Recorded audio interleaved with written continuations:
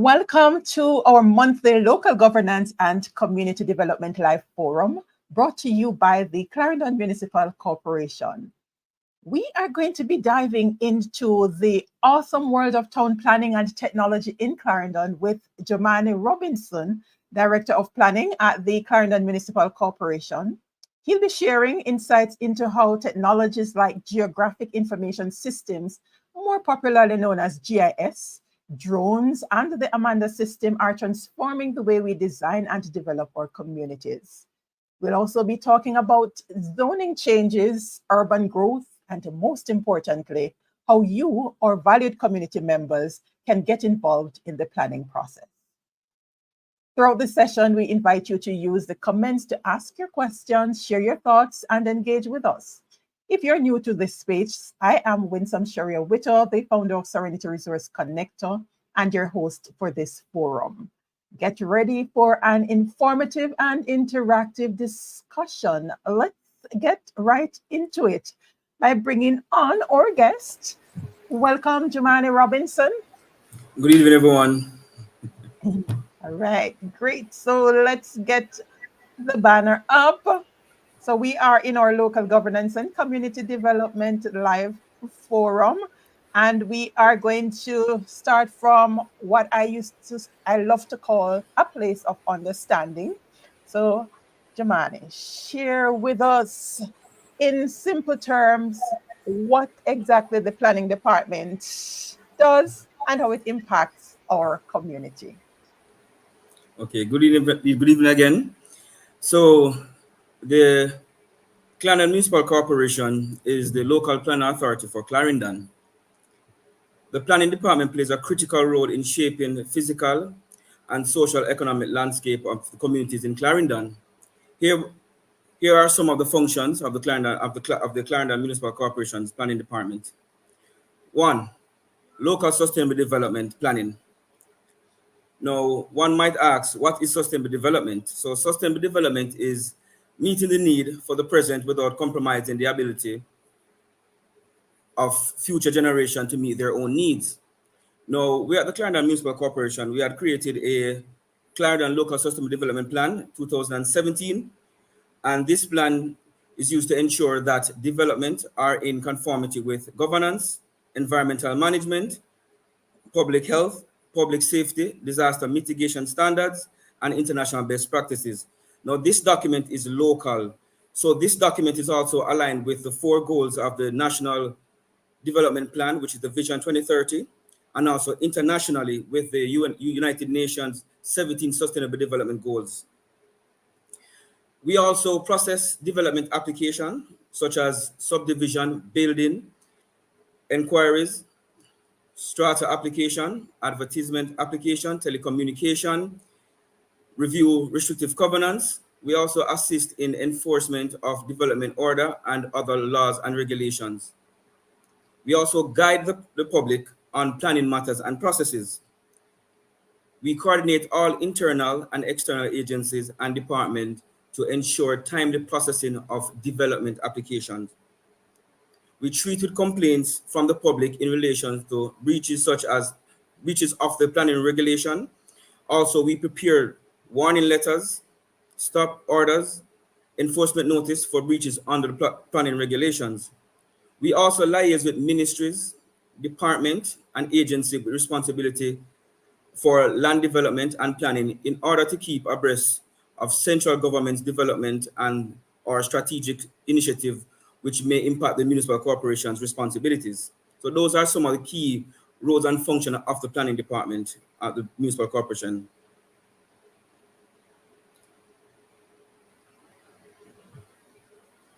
That is just an overview.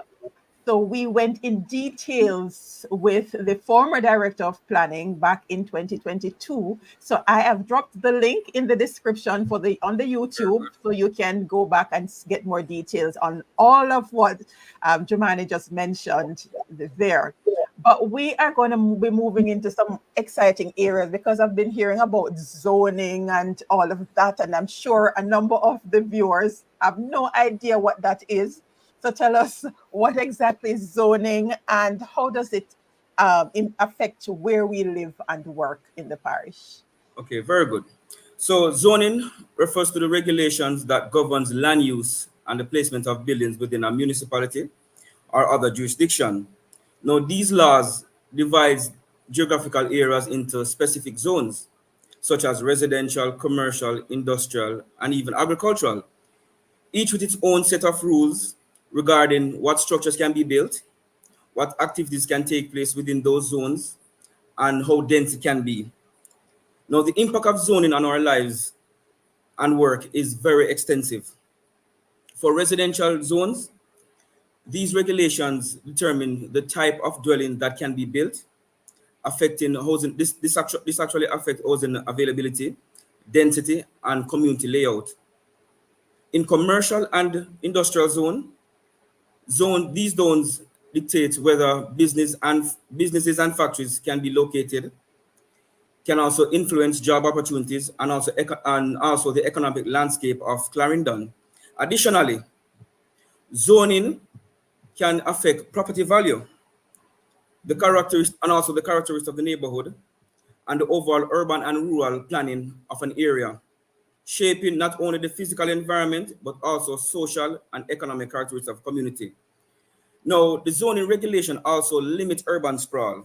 Now, urban sprawl is the spread of urban development into rural areas. So what you want to do is to minimize the negative impact on farmland, so that you don't want to have too much farmland being converted into development areas such as residential and commercial and so forth. All right, I'm glad you went there. Why is it important to limit that? Because that sounds like, we need to. Yes, we have this expansive space, but there has to be effective planning in place. Why is it that we need to limit in terms of residential and the rural, looking at overall development and the well-being of the parish?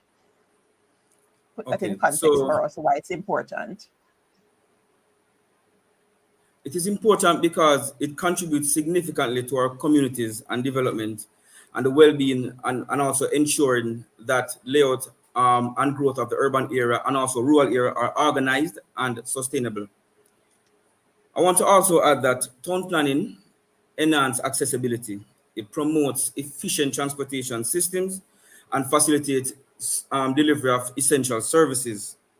We at the Municipal Corporation, we strategically place residential, commercial, and recreational areas to optimize land use while minimizing environmental impact. Moreover, good town planning fosters community engagement by creating public spaces that encourage social interaction and cultural activity, thus enhancing the social fabric of the community. This also considers long-term environmental sustainability. So overall, effective town planning aims to create healthy, vibrant, and inclusive communities. All right, and that's what we want to hear, because there must be some method to what some people might think is madness, right? But are there any success stories that you can share coming out of Clarendon where you have seen where thoughtful planning has positively impacted the communities? Okay, so planning in Clarendon contributes significantly to the community's overall development and well-being by addressing key areas. For example, we look at disaster resilience. We all know that South Clarendon is susceptible to natural disasters such as hurricanes and floods. Planning plays a critical role in disaster risk management by determining where development can be placed. Another example is that of economic growth. By zoning for commercial and industrial activities such as Millennium Mall and even the bauxite mining industry, this helped to attract investment and create jobs in Clarendon. A further example is that of environmental conservation. Clarendon's natural resources are preserved through strategic planning that includes protected area, such as the Portland Bight protected area. Planning also regulates land use to minimize environmental impact. So in summary, as it relates to the success story, effective town planning in Clarendon plays critical role in shaping the well-being structure of economically vibrant and environmentally sustainable communities, and also enhancing both life and long-term resilience of the area. Right. Well, I can I know somewhat much about the Portland Bight because I know that's a very protected area, and in terms of the activities that takes place there, I know for a fact that they've been really doing some awesome work to make sure that area is preserved.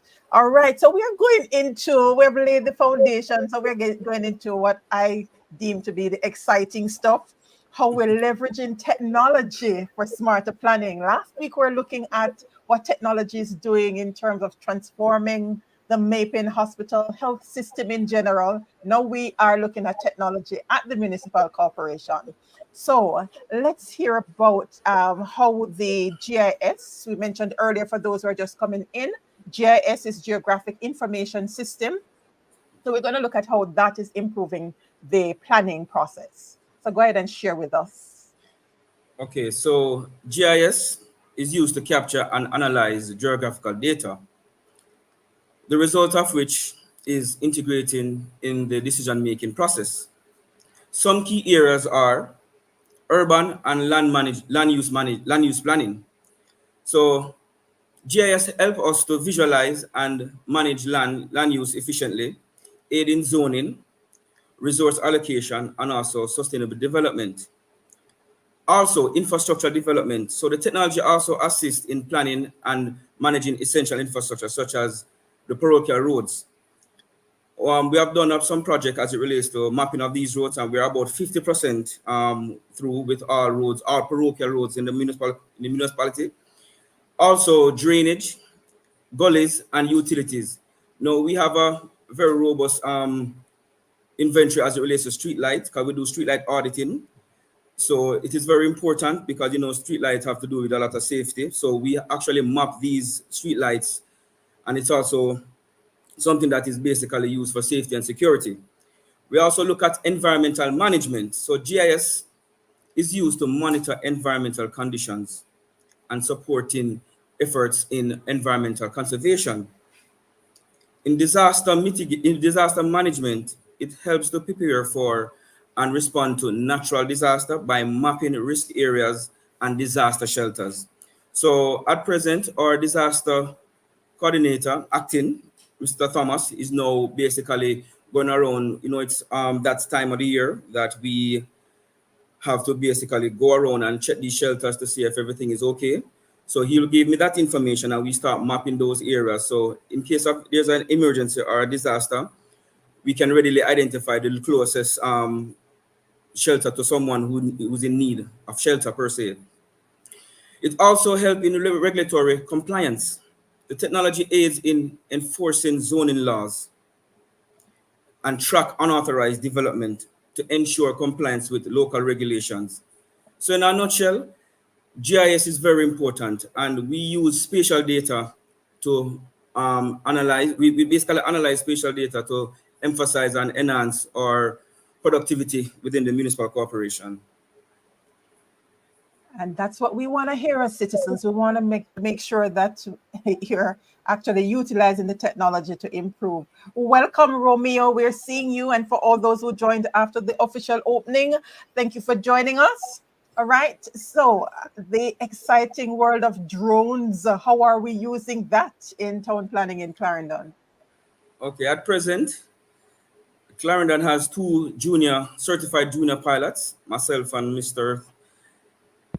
Stewart. So we are drone pilots. So we use this system or this instrument for subdivision inspection, especially large and remote land. So gone are the days where you have to basically not just look at satellite image, but it's very difficult to access some land as it relates to inspection. So we can use the flight patterns as it relates to flying the drone over these areas and do a digital inspection of the area. We also use it. It's also used in periods of disaster to capture images of areas that have been affected or impacted. It also aids in the development of traffic management plan for Maypen, which Mr. Stewart would basically use the drone to give an idea of traffic analysis as it relates to traffic management. It also identifies land use pattern, and we also can map infrastructure.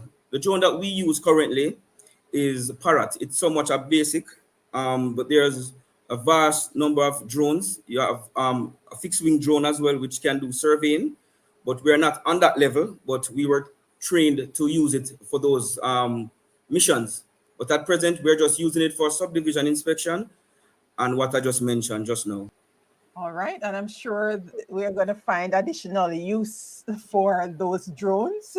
As you mentioned, traffic management, that's a sore area, and I'm sure, I guess, some of the members of the business community haven't joined us as yet. But this other one, all right, Romeo, extending blessings to you. All right. Thank you, Thank you as always, Romeo, for your support. Good night. Is that Enadla? Thank you for tuning in. Right. In our previous discussion with the other planning director, we talked about the Amanda system. Is that currently being used in Clarendon? Yes, and it is being used It extensively. is. All right. So, Remind us Amanda, what that is and how it contributes to analyzing and forecasting in the planning department. okay, so the Amanda system, it's actually an acronym. So the meaning is application management and data automation. So the Amanda system is a web-based platform which uses to manage development application process. It is used in collaboration with community agency to provide the ability to process and track application in real time. So when you submit your application physically to the municipal corporation, we digitize that application, and it is basically processed simultaneously, physically and virtually. It also increased efficiency and effectiveness, and this is coming from the office of the municipal corporations, not just myself, but other users. It also manage the data generated by the application process and aids with transparency and accountability within the process. So you will not really have bottleneck per se, but you will basically have an idea to see where the application is. Some agency would have a timeline to respond to these applications and so forth. I want to also indicate that Clarendon is one of the leading user of the system, and that's very important because we are looking towards Amanda Portal 2, which is JDAP. So I want to highlight that currently work is being done on phase 2, which will be called JDAP, which is the Jamaica Development Application Portal. And this will enable a person to submit application virtually from the comfort of their homes and also the offices. So you don't have to come into the municipal corporation physical to submit an application. You can digitize everything and submit and even pay for that application online. It will also allow the public to access information in several capacities, such as public users and also a registered user. Person will therefore be able to obtain basic information and applications within their neighborhood or communities. So for example, if you live in a certain area and you see construction going on within your area, you can go on that portal, type in the address, and you see the application. You will be limited to see some information, but you will know that it was approved at such date, it was processed, and so forth. So it is somewhat having putting the communities closer to the municipal corporation as it relates to processing application. So we are integrating the community or the persons within the community to have a simple hold on the application process, and also to make comments and objections as well. The system is currently being piloted in 3 municipal corporations: St. James, St. Anne, and KCMC. So we are looking at phase 2 for the Clarendon Municipal Corporation. All right. I just love what's going on. So we're giving the citizens that direct access where they can actually track their application without having to call someone at the municipal corporation to find out what's going on. All right. For those who missed the health talk the last forum, this is another exciting thing that's happening in the health. They're looking to go that direction as well, where the citizens actually get that hands-on approach where you don't have to be going through someone to know what's going on. All right. I believe so too, Sir Mitchell. It's called Boss Move. Yes, loving it, loving it. All right. Javian, DHWR, thank you so much for keeping the comments going. All right. So as technology continues to evolve, how do you see the role of technology in town planning evolving in the future, outside of Amanda and what you have mentioned before?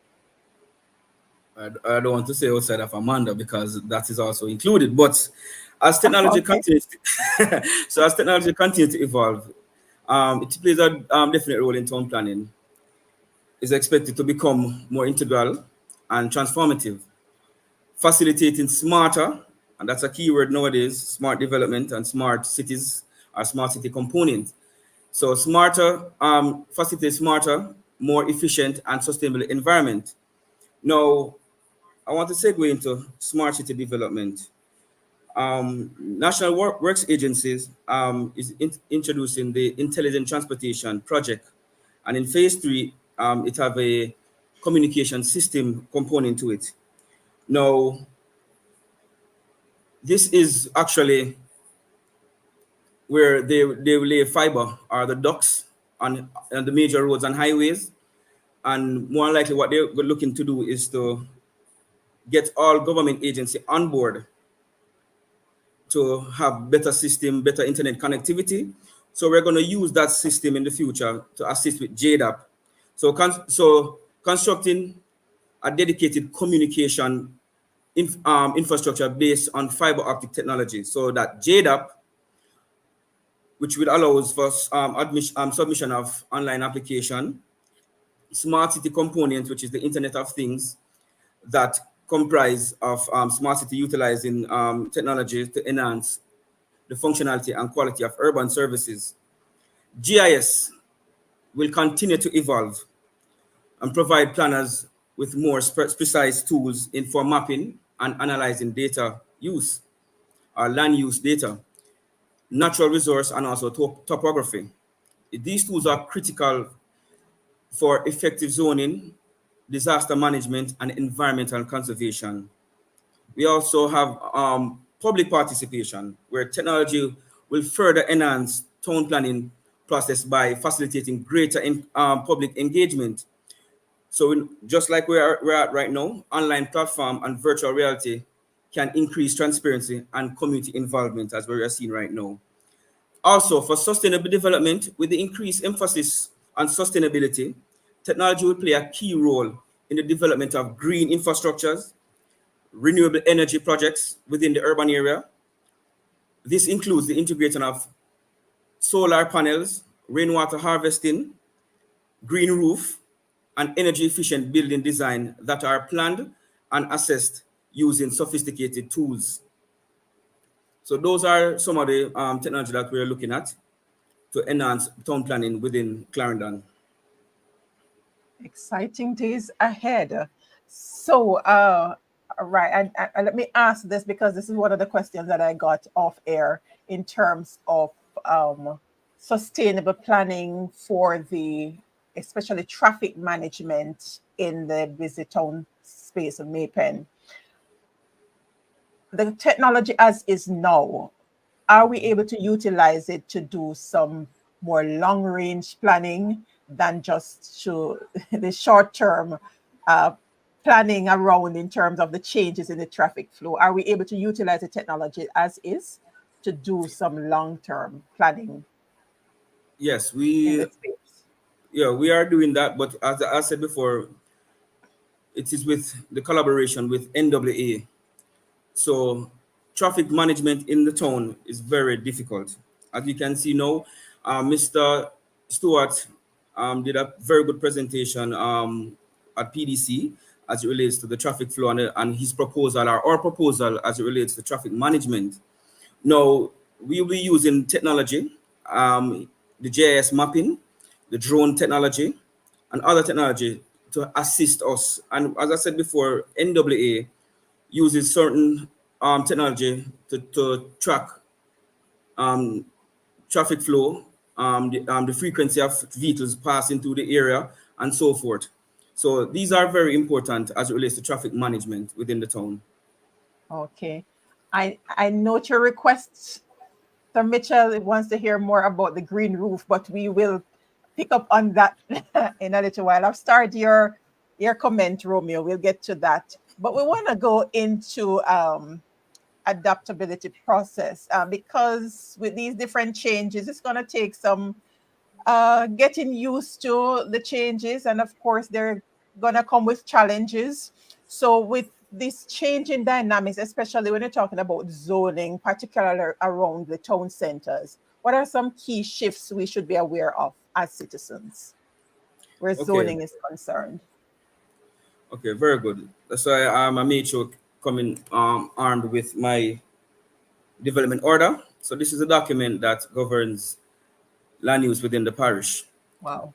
As zoning laws evolve, particularly around the town center, there are several key shifts as it relates to the importance of citizens to be aware and also reflect broad trends within the urban and regional planning. So we look at mixed use development. I know some people don't like to hear mixed use development because traditional zoning often separates residential, commercial, and industrial areas. However, zoning increasingly favors mixed use development that combines residential, retail, offices, and recreational spaces into a single integrated neighborhood, such as the town of Mapen. We also look at increase in density, and we're looking at habitable room density. So Mapen Town Center is moving towards high density zoning, which allows for more compact building design. This can include taller buildings, such as residential building that can go up to 6 stories, and an increase in habitable room density from 30 habitable room to 50 in some cases and 100 in some cases. But there's a catch. These areas have to be connected to a centralized sewage. And having dialogue with the health department, we currently don't have a centralized system, but these regulations are put in place that whenever we have a centralized system, we can go higher as it relates to the building height and also density. So high density aims to make better use of land resources, reduce urban sprawl as mentioned before. This also, we looked at green spaces and sustainability. This include the requirements of parks, green roof, and environmental considerations such as stormwater management and environmental and energy efficient standard in the building code. Also, community engagement and participation, very important. Modern zoning practice increasingly involves community input. Community meetings, obviously, workshop and digital forum are becoming standard procedure to ensure that the need and opinions of local residents and business are considered in zoning processes. I will talk more about the development order. About 10 years ago, they started the process of updating the Clarendon development order. And what that does is land use surveyors will go in the field, all community within Clarendon, and they will be doing a inventory of what is on each property. They have a template to say that one, if it's residential, if it's mixed use, if it's commercial, and so forth. So community engagement is very important in changing dynamics of zoning. Also, we look at accessibility and inclusivity. There's an increased focus on making the town more accessible and inclusive for all demographics, which is mainly also we're looking at seniors and people with disabilities. So understanding these trends can help citizens better anticipate changes in their community and participate more efficiently or effectively in town planning processes. This awareness is critical for ensuring that development aligns with public needs and enhance the quality of life for urban area.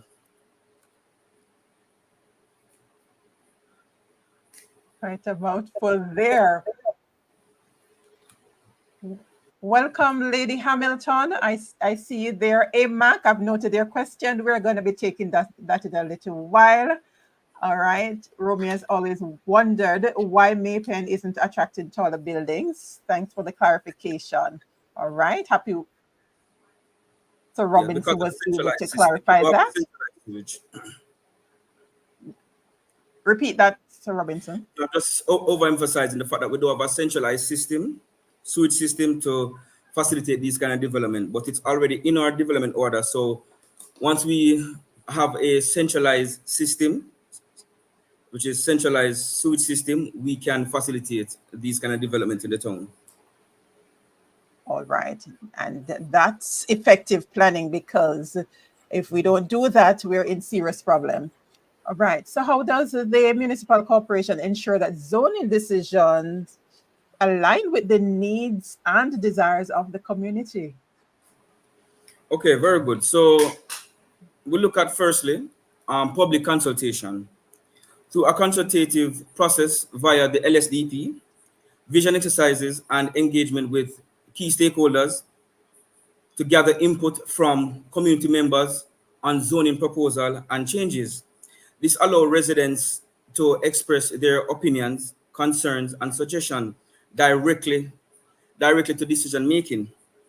During the preparation of the development order, as I mentioned before, we conducted research and trends within the area. What I want to do also is to share the screen with the GIS system so you can understand zoning and how we analyze the data. If you would allow, I'd like to share the screen. Switch over to the screen.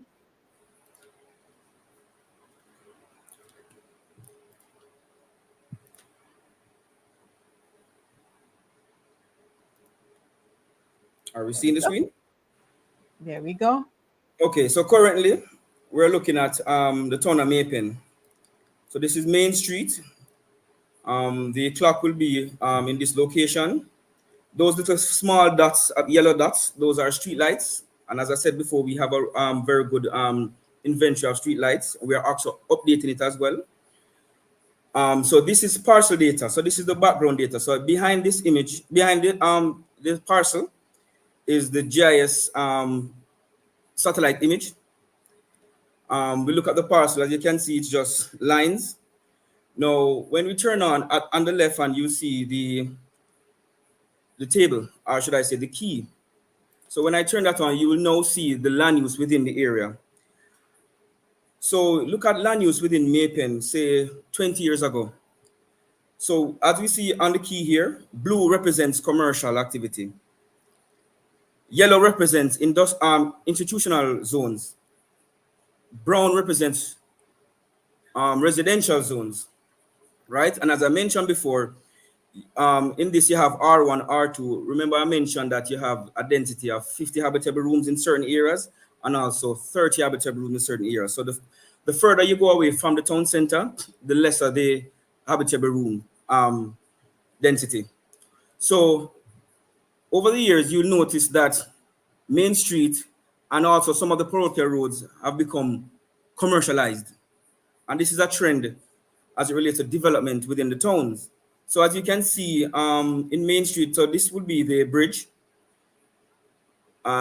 This is the road as mentioned before, Manchester Avenue. So this is the software that we use to analyze data. So we can click on either a residential parcel or a commercial parcel. So if we click on a commercial parcel, we get an attribute and we're given the location, the size of the property, if it's owned by a private person and so forth. So all these attributes are there. So this is very important for us to use town planning to not manipulate, but to analyze data as it relates to land use management in Clarendon. So we can go back to the presentation now. All right. Pretty layout there. Romeo wants to know when was the last time one of those community consultations were done? The last time would have been with the LSDP visioning exercise. We know we do have town hall meeting. I think we did 2 town hall meeting last year, but as it relates to land use, we have not had any since the LSDP. But as mentioned, well, I didn't mention it, but since Romeo asked, NEPA is going to update. We're looking to update the current development order, because normally development order lasts for 5 years, so we're updating it constantly. So we have also changed some usage and so forth. So we'll actually track this information with NEPA to create or to update the development order for Clarendon. All right. Welcome, Chevy Wills. Note your question, Doc. We'll take that in a little while. All right. But when you're talking about planning and with all these changes with zoning and all of that, we can't have this discussion without talking about environmental sustainability. And I'm going to take Doc's question immediately after this. So how does the planning department take into account factors like environmental sustainability and community resilience in the planning decisions? Come on. I did not hear the question. I did not hear the question. All right, we're talking about environmental sustainability. How does the planning department take into account those factors as well as community resilience when you're doing your planning? Okay. So sustainable urban development focus on finding a balance between economic growth, social equity, and environmental protection to ensure that Clarendon remains a sustainable parish. So as it relates to environmental sustainability, I mentioned it before, green buildings practices, renewable energy sources, and the employed, renewable energy sources are employed alongside protecting urban natural habitats. Social equity.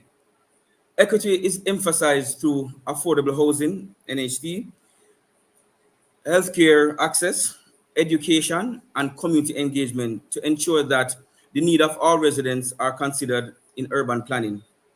We look at also economic prosperity.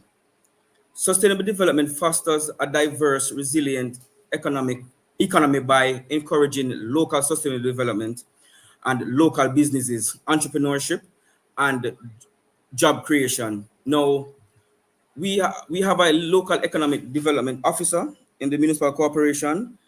During the LSDP, we had an initiative as it relates to LED, and also we had another chapter within the LSDP that speaks about EVARD, which is the eradication of violence against women and girls. This is under the UN Spotlight Initiative, where women were empowered through entrepreneurship. So that's another chapter of our LSDP. So let me continue by saying efficient land use, prioritize efficient land use by land use, well, hold on a second. Land use curb urban sprawl. As mentioned before, we want to curb urban sprawl because we don't want the development to go into the rural areas. We also want to preserve the agriculture sector and the natural land. Mixed use zoning and smart city or smart growth strategies promote sustainable communities as well. Resilience and adaptation. Sustainable urban planning design resilient infrastructure to withstand climate change impact and develop emergency response plan for natural disaster. Community engagement involves local community, ensuring alignment between development projects and community needs, and this fosters empowerment and ownership. So whenever there's an development within a community, we will definitely approach a community and basically have community engagement, whether it's a survey or a community meeting. If it's a larger development, you look at EIA and you definitely have community consultation Also, we look at innovations and technology. So embracing innovation and technology such as smart city initiatives, enhance resources and efficient and improve the urban quality of life. By adopting sustainable practices, Clarendon will become more environmentally friendly, socially inclusive, and economically robust, creating a better quality of life for our residents while contributing for more sustainable future. So that, in a nutshell, give an idea of how the citizens can support the effects as it relates to community development and sustainability. All right, and we're going to take Dr. Lavelle's question here. What was the planning process to place a service station adjacent and an adjacent business at the Mapen Bridge, since there's a concert of traffic flow? Okay. Could I answer the question after the presentation, or do I have to answer it right now? Since we're talking about environmental, we could take it now, and then we move to the final question in this segment. And we are going to take a Max question in a little while as well.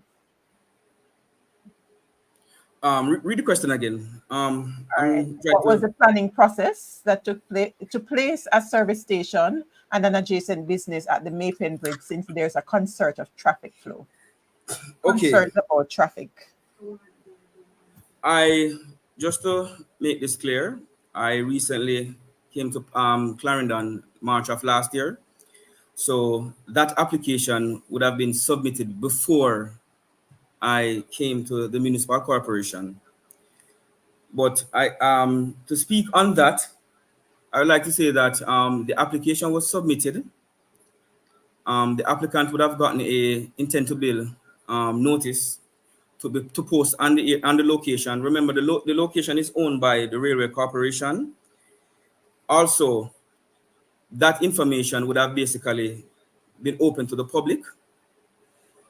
The application was processed locally, and also it was sent out to NWA and NEPA. It is also a call-in application, which is under the Section 12 of the TCPA. These applications have to get planning permission from NEPA, or should I say Town and Country Planning Authority. That was done. The application also requires an environmental permit. That was also achieved. What the application requires from the municipal corporation last year was a building approval, which was done also. So I think that probably could sum up the planning processes as it relates to the processing of that application, the service station at the bridge.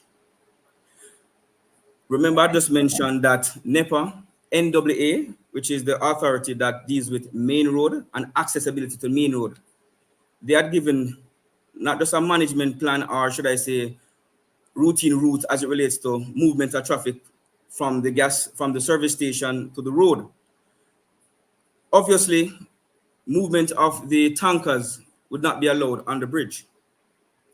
So the transportation of the tanker would have been through Glenmore Road to this current site. So I think as it relates to traffic management and the planning process for that application, I think it was transparent enough to say that it was processed in its entirety. All right. Let's see. There's another question here from Dr. Lavelle before we miss it. In terms of the taxis that are allowed to park at the post office, would that fall under your ambit? Okay. I don't know if I could go back to the GIS map. The GIS? All right. But go ahead and let me try to. Give me a second. So currently, let me try to zoom in as close as possible.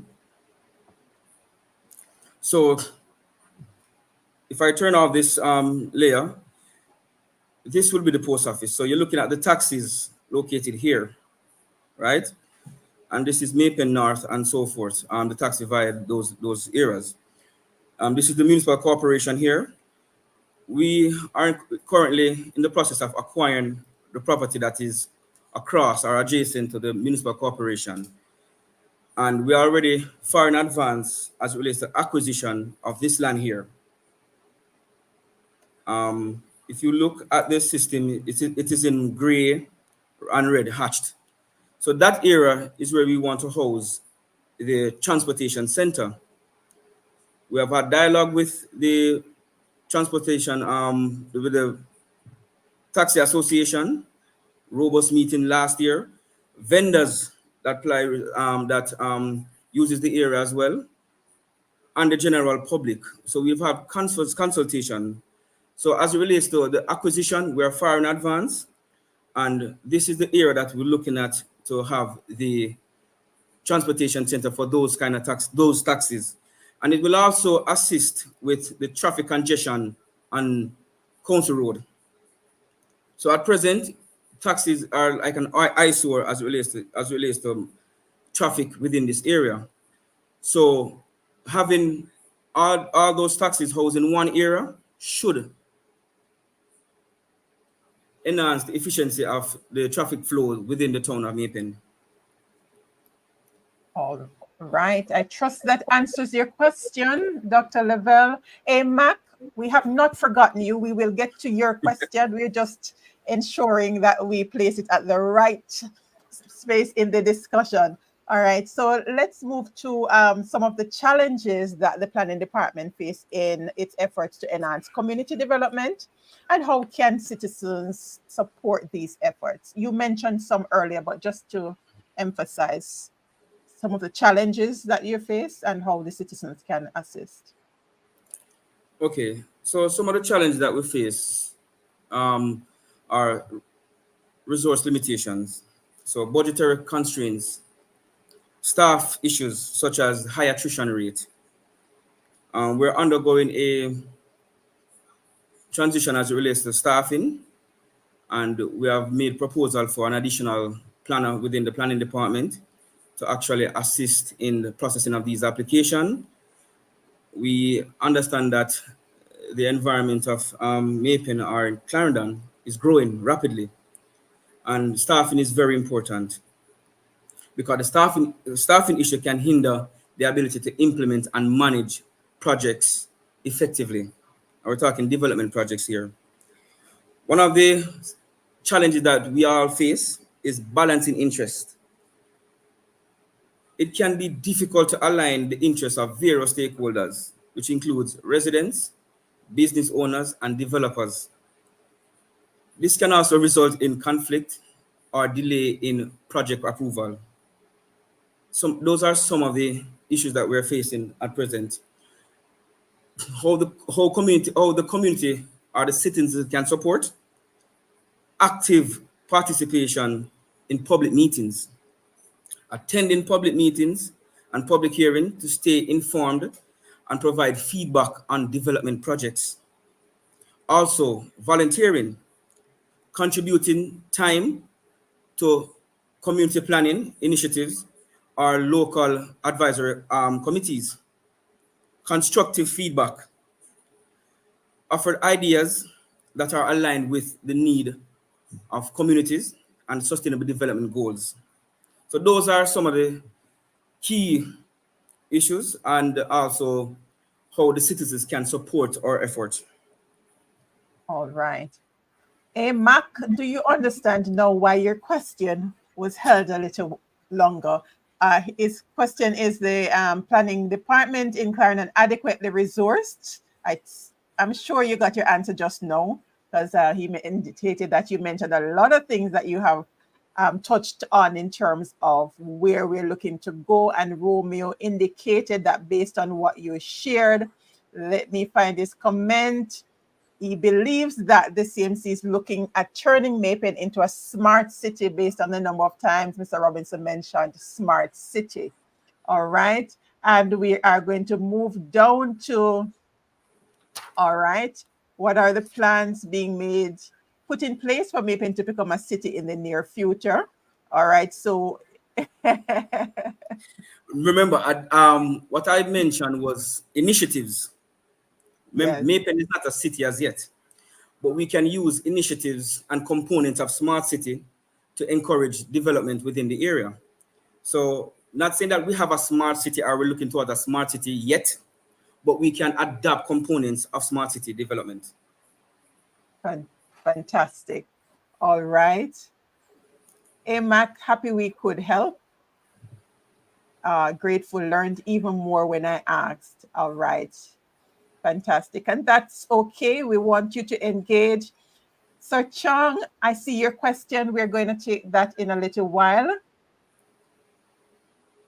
All right. We're going to take these concerns in a little while, but let's roll over into more in depth into the citizen engagement and participation part you would have shared in terms of how they can participate and being a part of those committees. It means that they need to be actively engaged in their community groups because that's how it filters up in terms of sitting on those committees.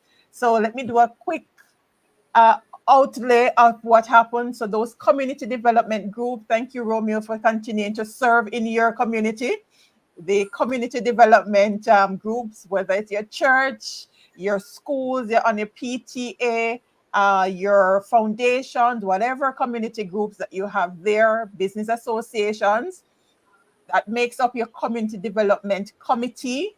And then from there, you form your parish development committee.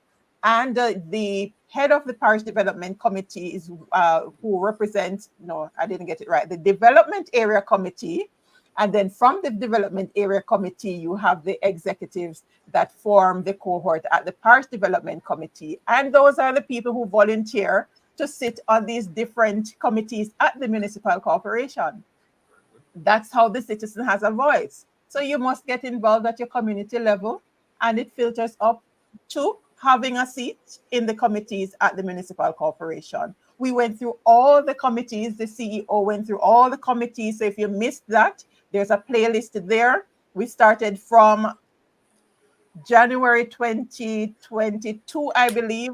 There's a comprehensive list there that tells you everything about the municipal corporation. The CEO explained what the administrative arm does. The mayor at the time told you about what the councillors are supposed to do. And last year we had an extensive discussion about the different councils, what they're doing in their different areas, so you can hold them accountable. So it's all there. All right. So that being said, are there any upcoming projects or initiatives citizens should know about as it relates to town planning in Clarendon? Okay, as mentioned before, as relates to upcoming town plan initiative, I mentioned the National Environment and Planning Agency, which is NEPA, will be reviewing the development order this year. Actually, they made a presentation at the last planning meeting, and where the Clarendon Municipal Corporation, SDC, PDC, is on board, which this was done 10 years ago, and we're looking to continue this engagement. So as I mentioned before, we'll be going into the communities, and we will basically look in these areas to see if the land use changes. And again, we use the GIS system to map these changes. Now, the municipal corporation and the PDC is seeking to revise the local sustainable development plan this financial year. Also, we are going to include an additional chapter, which is integrating the migration chapter into the LSDP, which is in collaboration with the United Nations Organization of Migration. Now, this will talk about the whole push and pull factor as it relates to migration. You know, there's a relationship between migration and poverty, migration and parental absence, migration and crime. So these are some of the issues that we are looking at and some of the potential as it relates to getting this information within Mapen or the entire Clarendon to update our LSDP. So this is a new chapter of our LSDP, which is migration. I'd mentioned before, we have done 2 years of the EVARG, which is the Eradication of Violence Against Women and Girls, which speaks about Sustainable Development Goals number 5, which is gender equality. Also, and sustainable development goals number 8, which is empowerment and economic sustainability as well. So we are doing as much as we can as it relates to updating the public and also revising the local sustainable development plan. So those are two initiatives that we're looking at right now. All right. And I trust that our citizens will be actively engaged when asked to participate in those different initiatives. All right. Chevy, thank you so much for subscribing. I saw the notification come in just now. I know that Romeo, thank you for inviting Chevy Wills. So active in the comments. She's asking about the drainage system in Maypen. That's NWA, I believe. We Yes, have and not, the yes, we have not engaged them as yet. Right, but that's something, a sore point. It was mentioned earlier in terms of part of what's delaying some of the development in this space is that absence of the proper drainage system. That's something that's been actively discussed and explored. I know the municipal corporation has been doing quite a bit where that is concerned, and we trust that we'll see some light at the end of the tunnel sooner rather than later. All right. We are at this point, we must take Larry Chung's question. Thank you so much for tuning in, Sir Chung.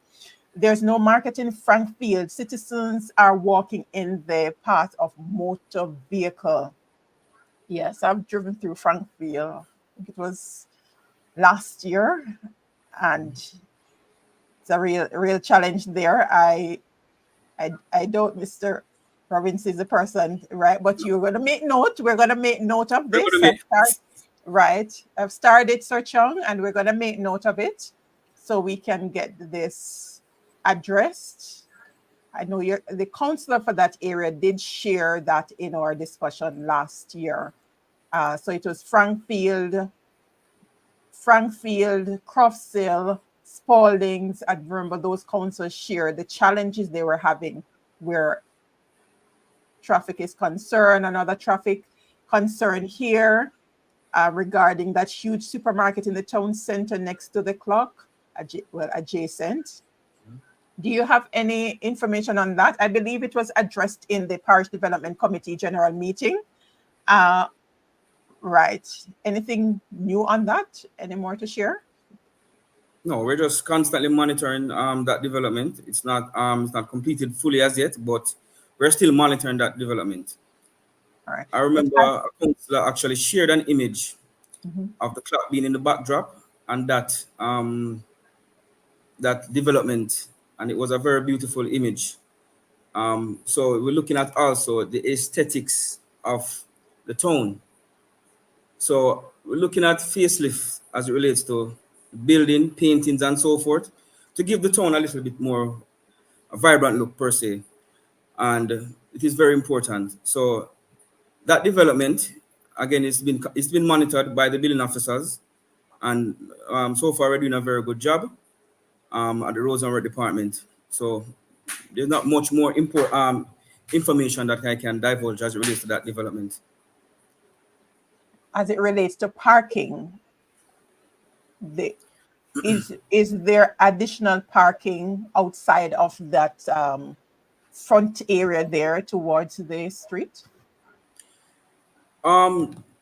Please be reminded that Maypen is an old town, right? And I would like to make reference to other towns or other cities, such as, say, Manhattan. Maypen is mainly a pedestrianized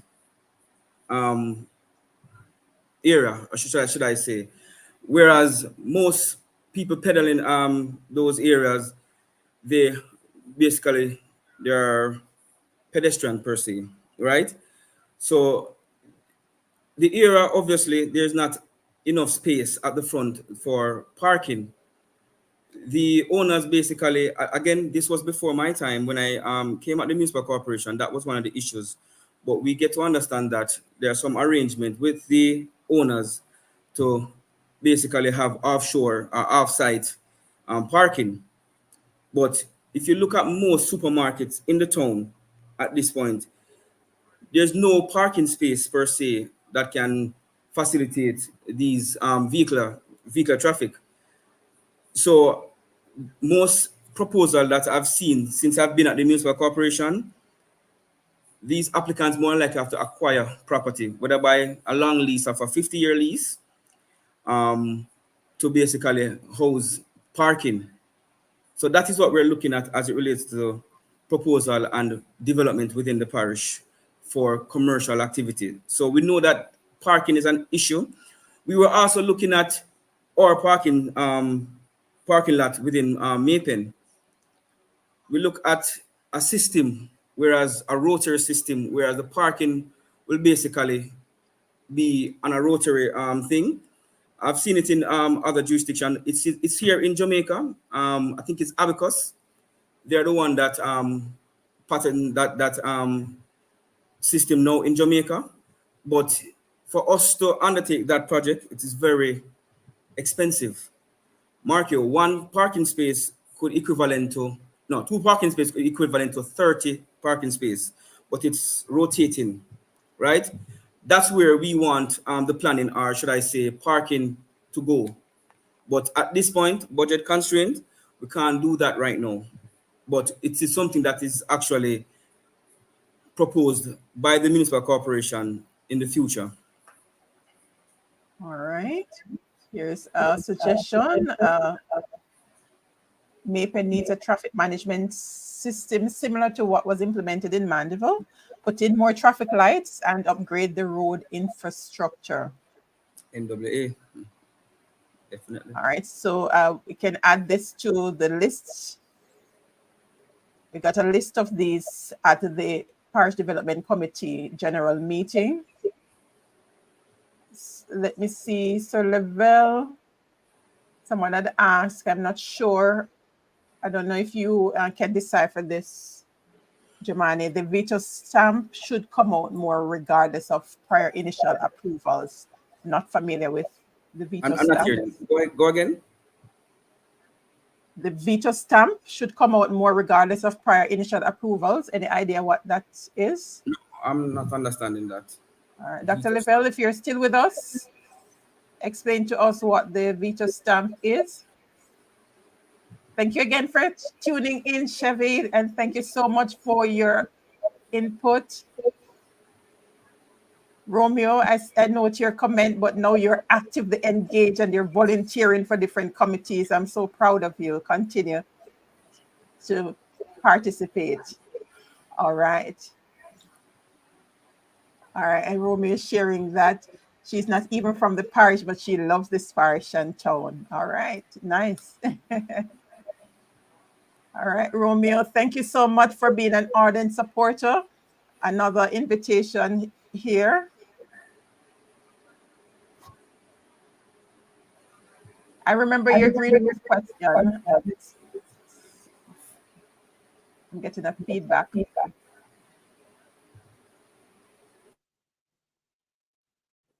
Let's see. Hugh Dinal. So Dinal, thank you for tuning in. What about the drainage at Chapelton Road? We had mentioned about drainage earlier. That's something that's been worked on with the NWA. Yeah, and the Roads and Road Department at the Municipal Corporation. Right. So Dinal, I'll start your comment, your question, so we can put it to the relevant department.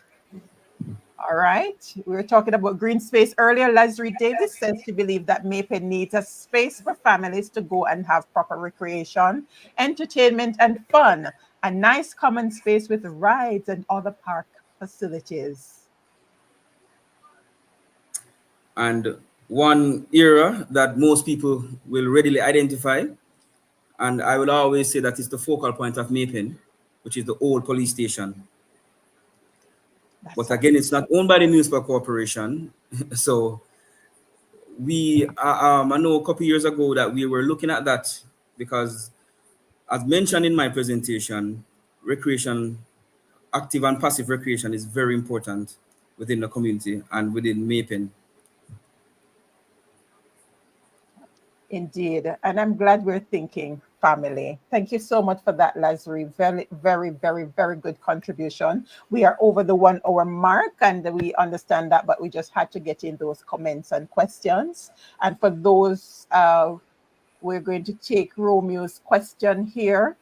Romeo was asking about, let me get to my starred messages. He wants to hear more about the green roof. What else can you share with Romeo and others who are curious about Okay, the green roof?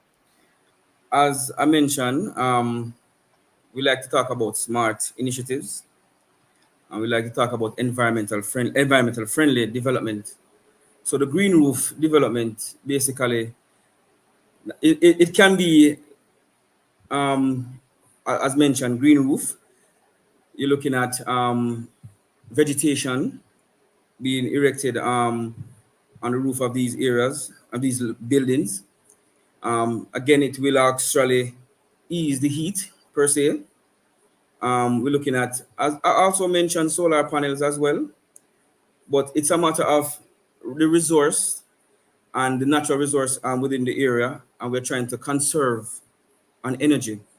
So the green roof not only fosters efficiency as it relates to economic development per se, because you'll be saving a lot on energy, but also you will also bolster the aesthetics of the area as well. So it is something that is dominant in a lot of communities, especially European communities as well. And also, when I was in Wuhan, I did a study as it relates to smart city development. That's why I can speak so robust on smart city development. We saw that green roof is something that they look towards. Remember that at certain interval, Clarendon had not Clarendon, China had very bad environmental issues per se, smog and so forth. And what they try to incorporate is green roof technology to basically clear the air, increase on efficiency as it relates to energy, and save a lot of money doing that so as well. So the green roof technology is definitely important for Clarendon, not just Mapen, but Clarendon. All right. I'm glad you mentioned Clarendon and not just Maypen because this is Just not a Maypen program. You're welcome, Leslie. Always a pleasure. All right. So, how can citizens stay informed about ongoing town planning initiatives and provide feedbacks or suggestions to the municipal corporation outside of our monthly forum here, of course? So citizens can stay informed about ongoing town planning initiative by staying current with our publications and our newsreader. I know that we're a bit we have not published a newsreader of late, but speaking with the department, I get to understand that we're looking to start that initiative again, which is the newsreader. We also, whereas the public, they can also follow us on various social media platforms, and we're actually developing a new website. So that new website will basically be very interactive. It would also have a link to the Amanda system. So if you are an applicant as it relates to building application or subdivision application, instead of calling the municipal corporation, there will be a link towards the Amanda system for you to just put in your application reference number, and you'll see where your application is within the process, which agency, and where it is at as it relates to approval or determination being made on your application. We also have obviously the ATI, which is the access to information, where citizens can write to the municipal corporation and request information. Also, we have the mechanism as it relates to customers. They can leave their complaints and feedback in our Dropbox. And also we are fitted with a help desk, which deal with applications and information. So you get brochures and so forth at the help desk. And this is the first line of interaction with the planning department for any application that is submitted to the planning department. So those are some of the initiatives that we have used so far. Thank you so much. Oh, well, I've certainly learned a lot, and from the comments, we have learned a lot more about the planning department and the awesome initiatives that are ongoing in the Clarendon space.